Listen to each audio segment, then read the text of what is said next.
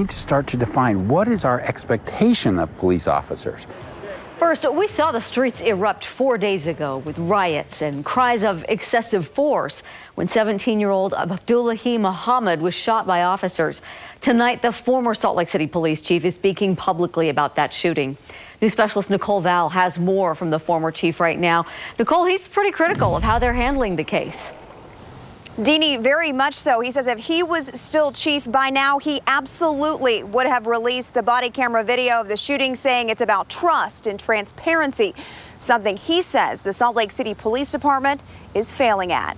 Target practice! We're talking police actions. We're not talking someone's private home. Critical commentary from Salt Lake City's former top cop. And I think the most valuable thing about the video is that it gives you transparency. Chris Burbank says the department is dropping the ball with the community by not releasing the body camera footage of Saturday's police shooting, where two officers opened fire on 17-year-old Abdullahi Muhammad during a fight on Rio Grande Street. It just builds that whole mistrust. Most importantly, it says we've got nothing to hide.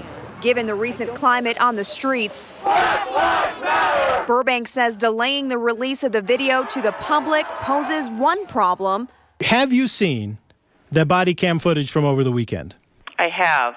And showing it to public officials poses another. That's a risky thing to do. When you start playing the game, well, the mayor's watching it, who's watching it, everything else, and, well, it's not evidence if you're allowing a public official to view it. You're putting her in the chain of custody of evidence, which is very risky. I mean, you're subjecting her to being subpoenaed. He says the department is doing itself more harm than good and says it's time for everyone to see the video.